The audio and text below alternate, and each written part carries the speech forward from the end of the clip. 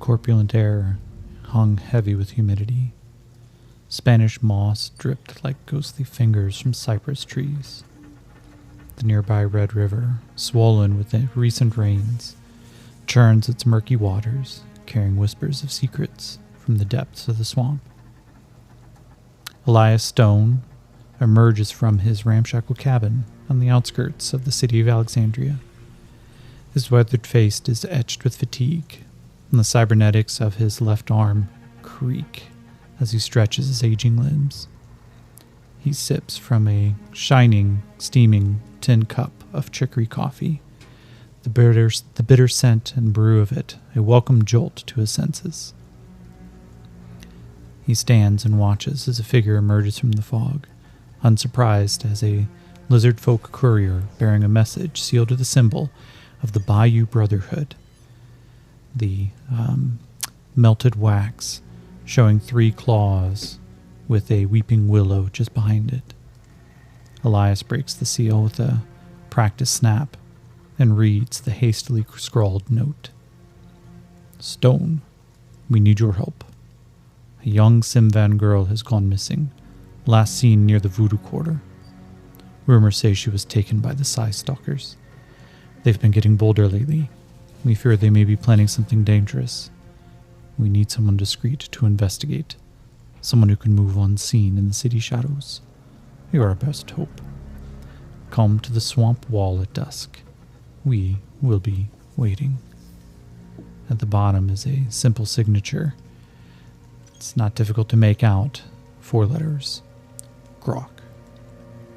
Elias sighs, the weight of responsibility settling on his shoulders. He's not a detective, but he can't ignore a plea for help, especially when it concerns the fragile peace between the city's factions. He finishes his coffee, dumps out the grounds, grabs his battered trench coat, and head towards Alexandria, the fog swirling around him like a shroud of mystery.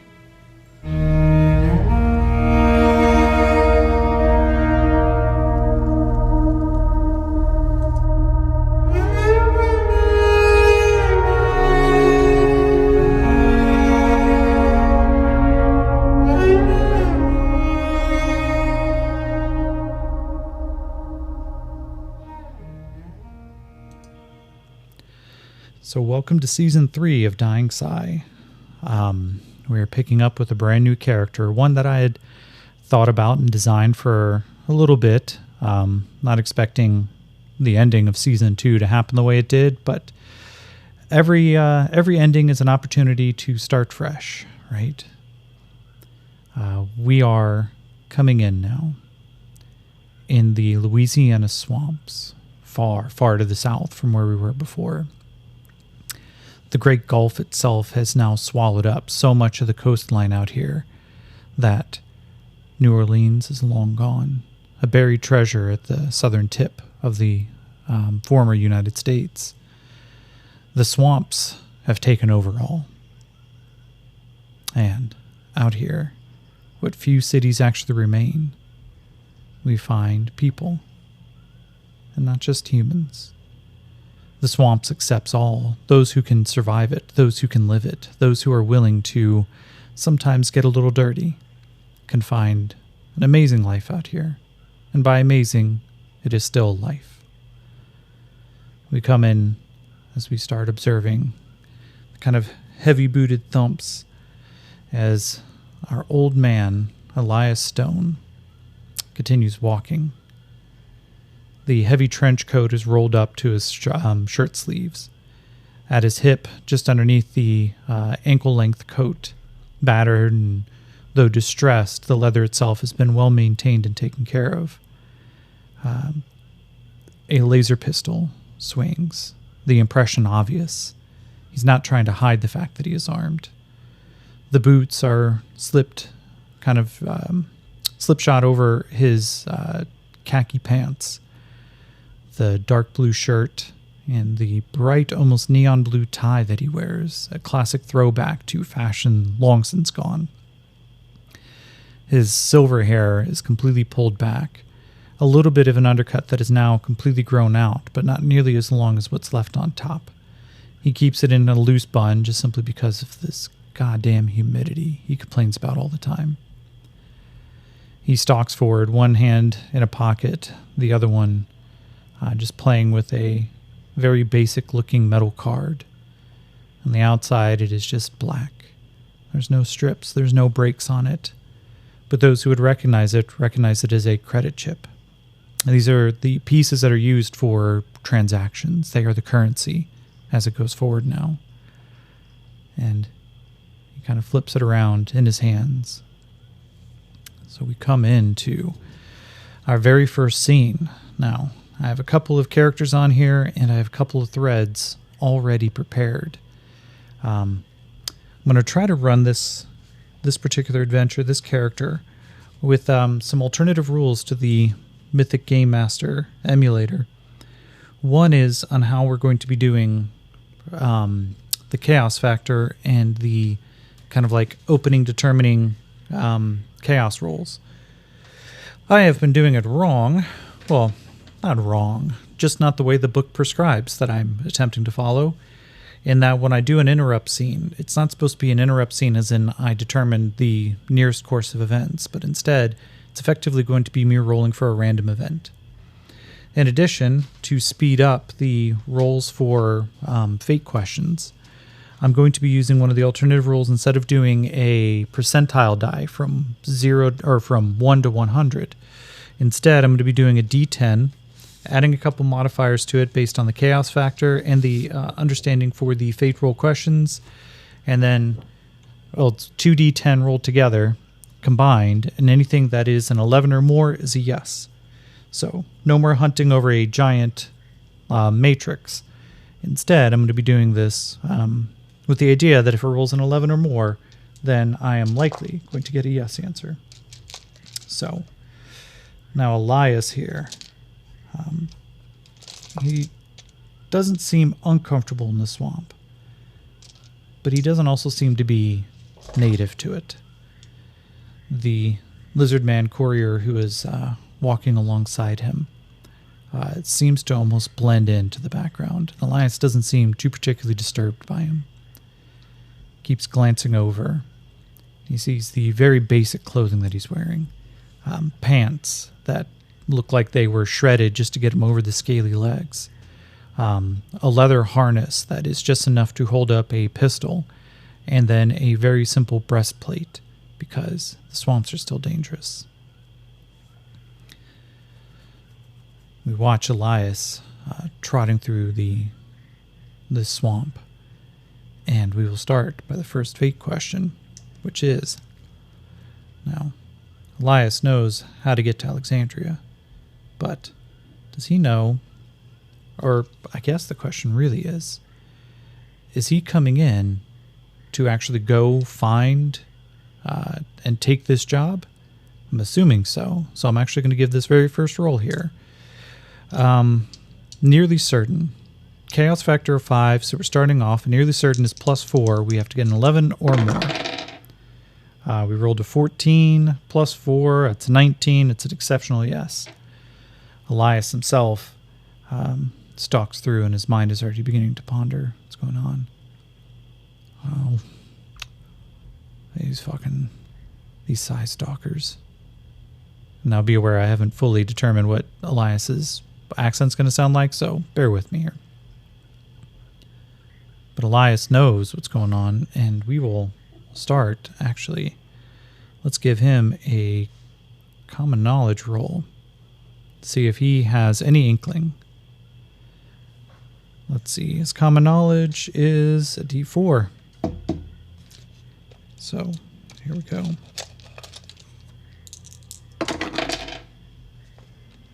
That is a 1 and a 3, so Elias has been out of touch for the past few days. Busy with his own projects out in the swamp. He looks over to the lizard man walking with him. Yeah. Hey, what's your name, kid? That sounds a little bit too much like Yakeem. I'm going to modify that. The lizard man turns back, and he, let's see here, 74, Sa, and 86, Saw time. I'm going to interpret time as actually being a word for time, or one of the words for time. It's going to be saw hour. And the lizard man looks and goes, I am Saw Hour.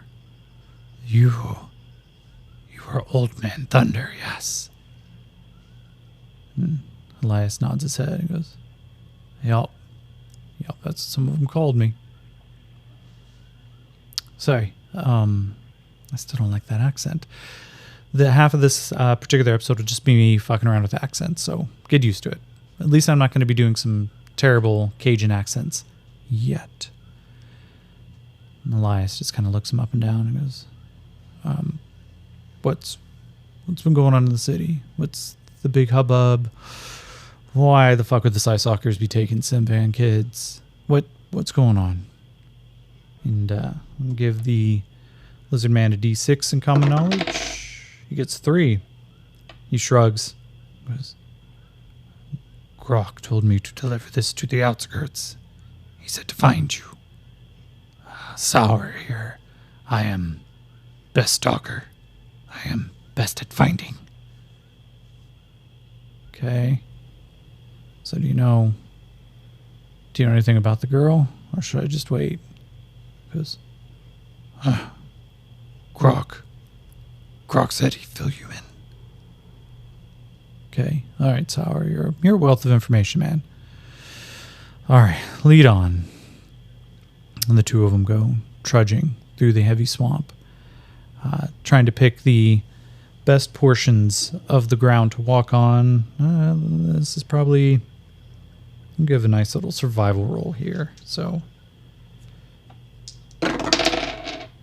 All right, so first success of the game is Elias not entirely comfortable walking through the swamps. These boots look like they are more designed for urban wearing. But as he moves through, there's obvious components. So the kind of knitted, well-maintained khakis are not actually khakis so much as they're battle armor.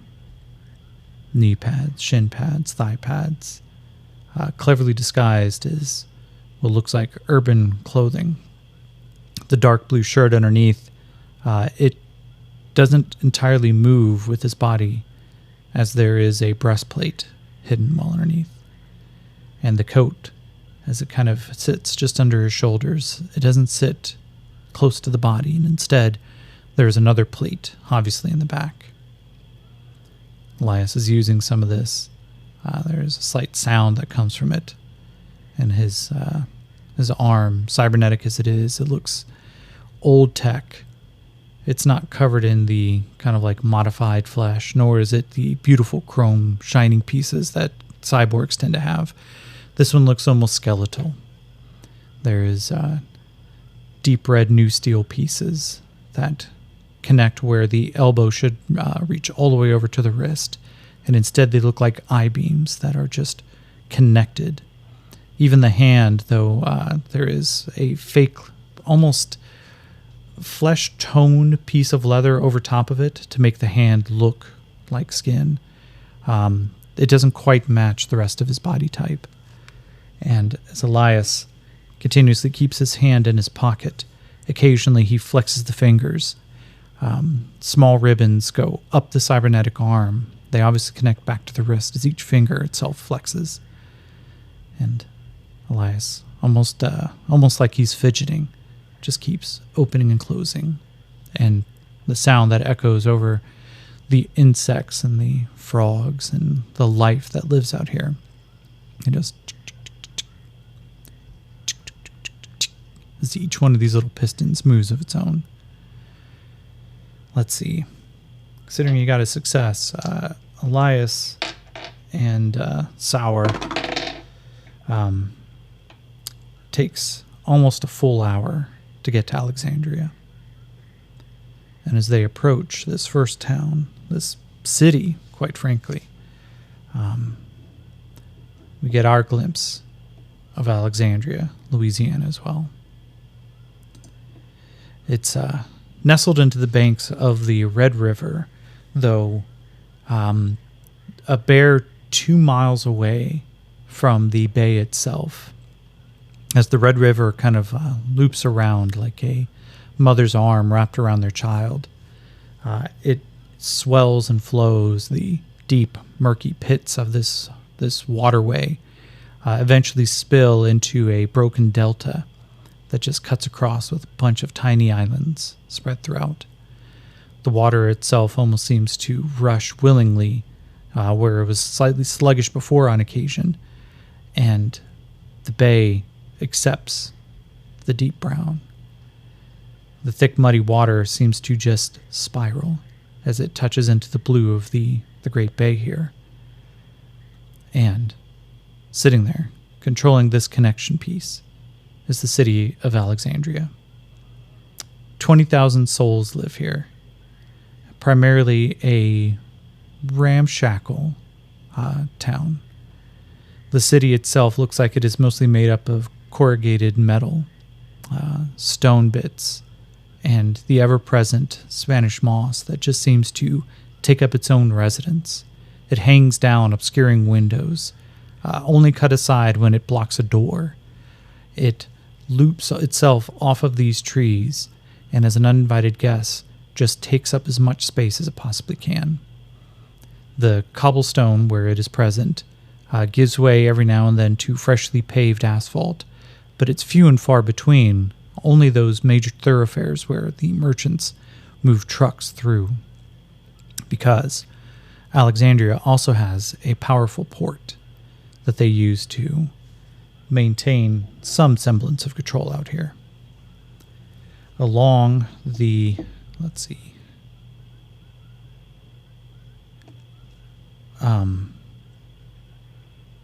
city itself is pretty well protected by the surrounding swamp, the bayou, the river, and of course the Gulf itself. But the major entrance that comes in is a massive wall constructed from salvaged vehicles, scrap metal, overgrown vegetation, pieces that have been scavenged here and there. It encircles the city where the city touches on solid land. At the top, there are scaffolded tall towers where what appears to be just citizen militia, mismatching armor pieces, but all of which are wearing kind of a nearly black beret. All of them armed with long laser rifles and heavy-plated metal chest pieces. They patrol up top, keeping an eye out. And as Elias approaches a small gate to the side of the swamp wall, he comes up and the door is already open. Two figures step out, both of which are armed, wearing kind of dark brown speckled with green, designed to be camouflage out here. And the first one approaches. Let's give this one a name. This is 41. Is 29. Isette. I'll change that slightly. Lisette. That's what we'll call her. Lisette steps out. A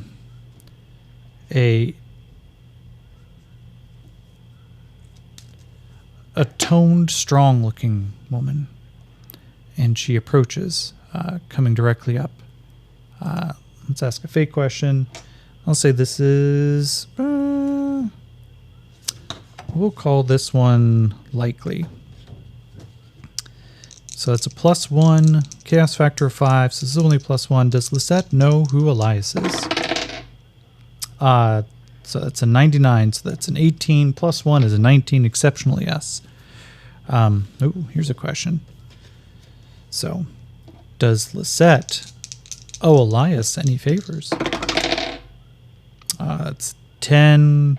Given the fact that it was highly likely, I'm going to add a +2, so it's going to be very likely, which means yes. Lisette comes up, and she, let's try to find a good personality trait here.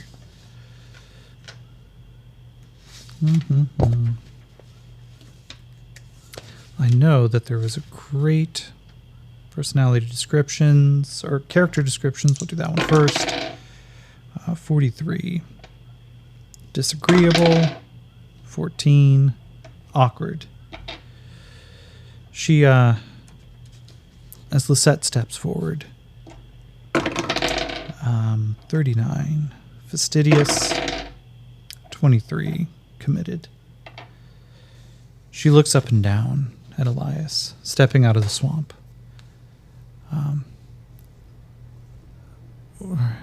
Hey, old man Thunder, what you be doing out here? And Elias steps forward. He kind of nods and goes, Lisette, it's real good to see you. She goes, No. I need you to answer to my questions here. I don't like that accent either. I'm going to have a hard time with New Orleans accents. It's not New Orleans, though. It's Louisiana. So I just need to think like Southern, not specifically colorful New Orleans. She goes, Yeah, so what exactly are you? No, that's still not quite it, is it? Maybe it's a little bit more Southerner, huh? Yeah, I kind of like that. And what was it you be doing out here, Elias?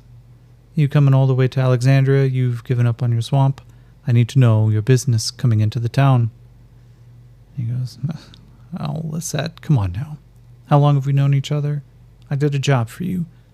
I took care of you when you needed somebody to come for you. She goes, Elias, you can't use that as a way to get in, no? Come, mon ami.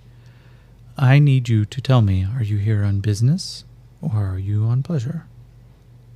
He looks her up and down and goes, Lisette, I'm here on business. Okay. And what exactly is your business? I've been hired as a private investigator. The nature of my business is not something I'm willing to share until I talk to my client. But I am here on business. Let's see here. I'm going to say this is very likely, given the fact that he's kind of playing it up. We'll do +2. 4 + 2. That's a no. She goes, Elias, you will need to go check in with the... well, let's see. Who would be the person?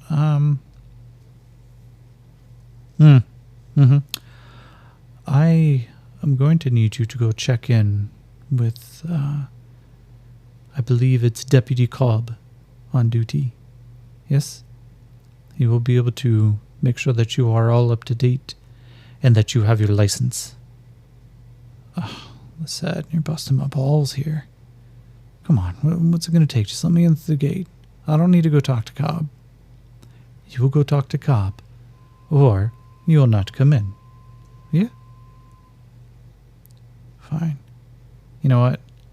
Fine. For you, Lisette. I'll go talk to Cobb. Okay. Well then, Alexandria is open to you. And as he steps in, we get our first glimpse here. There are already some crowds out. Right next to the gate, of course, is a double wide, almost like a roll-up garage door that leads in through the swamp wall. Scavenged a long time ago. On the inside of it, it just says, "Thank you for visiting." And then signed in one corner is just a cog.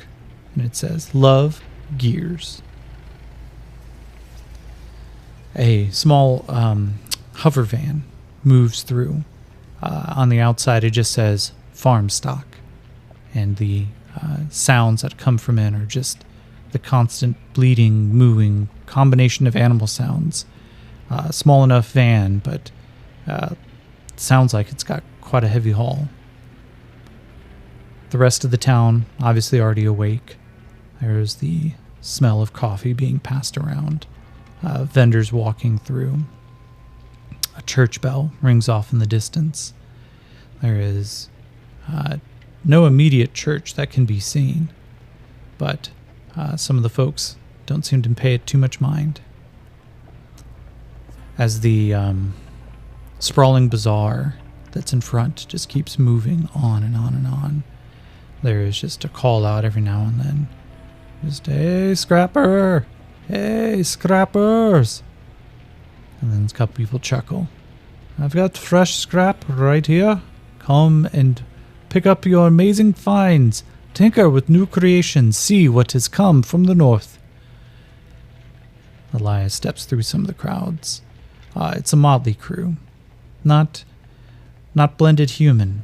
Humans, while they seem to make up a decent amount of the population here, they are in no way, shape, or form just absolutely going to take over. There is a handful of truly alien-looking creatures here.